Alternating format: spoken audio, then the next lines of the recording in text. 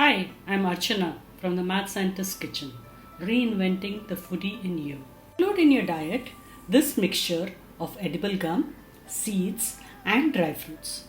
Consume this every day and become healthier, stronger naturally. Dinka, Laddoo Antin Pudi have been a part of our winter diet all throughout ages. Our grannies, grannies and our mothers have always fed us Dinka Laddoo. We used to call them Antin Pudi also, or kardantu. Let us see what is edible gum. Scientifically, edible gum is tragacanth gum. We call it locally unde, dink, Gondh. There are few other names. The unde is a raisin that is collected from certain specific trees.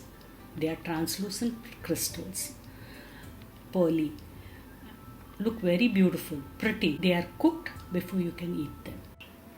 Why do you eat edible gum? First, let me make it clear. You eat gum, edible gum, only in the winter. Try eating it in the summer and you will get heatworm. Now there is evidence that suggests that unde, Gondh, helps strengthen the bones. It provides calcium. This is the reason why lactating women, pregnant women, are advised to eat Gondh. It helps lactation. Edible gum is also good for people who have lung related issues or if you are recovering from some major illness. So, how do we eat gum? What are the recipes for it? One of these is this Kachya Dinka powder. Join me as we make it. These are the gum crystals and the one behind is a powder. I'm not going to use it, so I'm not talking about it today. The ingredients you will need are clarified butter, dry dates. I'm using chia seeds, halim or aliv, pumpkin seeds. Aliv, these are aliv, and the chia seeds. Almonds, cashew nuts, and pistachios. Heat clarified butter in a thick wok. Fry the edible gum crystals in small batches. By the way, you can always add or remove some of the nuts and seeds as per your preference. Drain the fried edible gum and transfer to a plate. Similarly, fry all the edible gum till you finish it.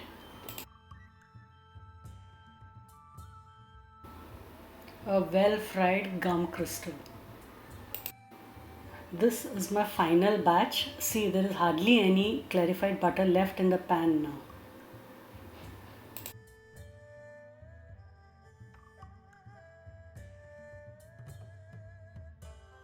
Here are the well fried gum crystals. Ghee, you can see.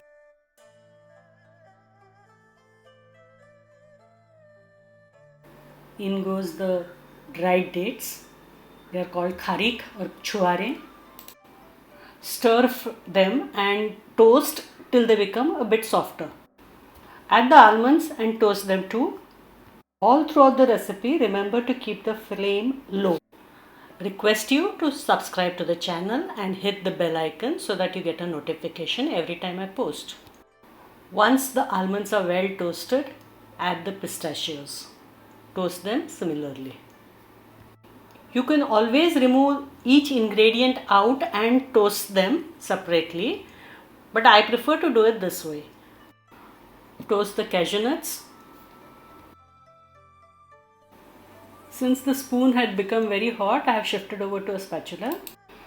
Once the cashew nuts are toasted, I am adding some pumpkin seeds and toasting them too.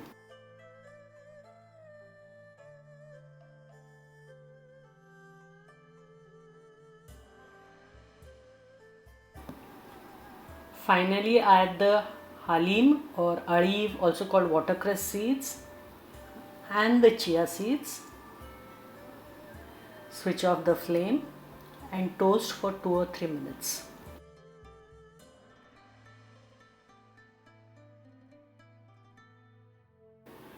Add the fried edible gum. Mix everything up. Let the mixture cool completely before you grind it. I have used the regular mixer with the dry blade. This is how the mixture appears when it is cold. You can use jaggery syrup to make laddus. The powder in the foreground is the powder I use to add to my milk these days. I have added this Kachya Dinka food, as it is called, to my diet. I don't feel hungry easily now. Plus, it is easy to make with absolutely no tricky sugar syrups in play.